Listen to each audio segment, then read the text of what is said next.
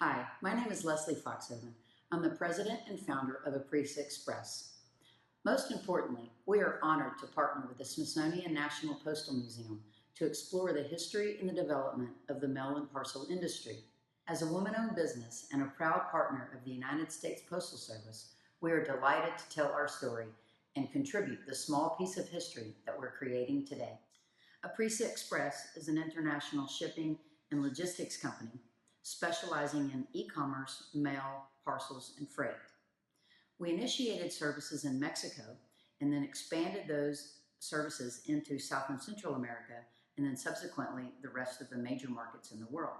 So in the late 1980s, if a US-based company wanted to sell their products overseas or go global, it was happening, but it didn't come without tremendous challenges. So for the next few minutes, let's say that you're a US-based book company and you're desiring to go international and sell your books to various countries around the world. The first challenge is that there was no internet for you to use in order to identify your target markets. So at that time, there would have been a company like APRISA Express who would go out to the local market, let's say in Santiago, Chile, identify local citizens as a target market, and then take that list back to you. You as your book distributor would then prepare your database and do an international mailing via the US Postal Service to all of that target list. And then a company like APRISA Express would have received the returns and the orders from those individuals and then expressed that shipment and those orders back to you. You would then fulfill those orders and use the United States Post Office to ship the shipments out into South and Central America. The last challenge is that the track and trace at that time of shipments was minimal. Shipments were held in duty and customs, and duties and taxes were tremendous. The bureaucracies there, nobody was held accountable, and most of those international shipments were abandoned. So let's now fast forward to 1995, the late 1990s. You now have the internet.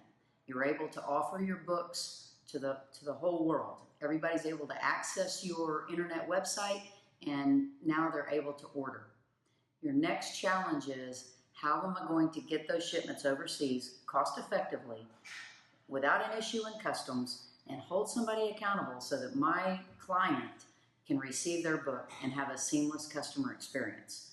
Well, that is certainly not happening at that time frame because there was no way to control the issues that were occurring in customs. So many books, once again, were being held and abandoned and lost in customs. So you as a business owner were losing the product and losing the value of the book, and your client was typically unhappy because they now didn't have the order they had already paid for.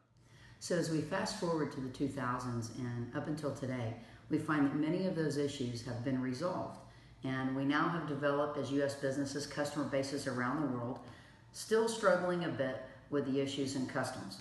So many of the commodities arrive at the final destination and held in customs and abandoned. So APRISA has established a new duty and tax calculator. So the way forward is that you're the same book salesman today. You now have your target list. People are going to your site to buy your books, and now you are able to say, click here, and you can now find the total price. It includes your duty and tax, and guess what? It's in your local currency. So your customer is able to buy right there at that exact moment, and in most cases, request a service that's 1 to 3 days. So we are looking today at a customer experience that is excellent. Customers are receiving their books in 1 to 3 days.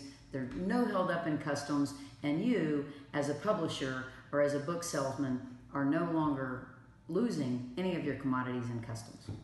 So what does the future hold for e-commerce? It is so exciting to think about it. The world is getting so much smaller every day. Whether you're in China, in Shenzhen, or whether you're in Retalejo, Guatemala, you are going to expect your deliveries to be made just as if you're a client of a book salesman in New York City and you're living in Pasadena, Texas.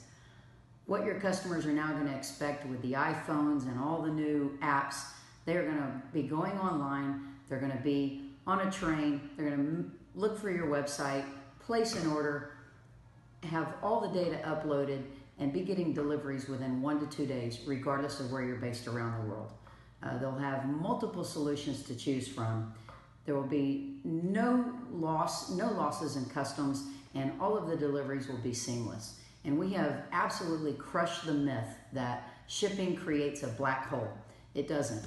Everyone will be held accountable, and the one great thing is that you'll be able to count on the United States Postal Service to partner with companies like APRISA to deliver the best seamless solutions for all U.S.-based businesses, so we can continue to be the proudest companies in the world offering our products to every country. We want to give a special thank you to all of those at the Smithsonian who realize the importance of telling this story on a large scale. It's been a blessing to be involved, and thank you so much.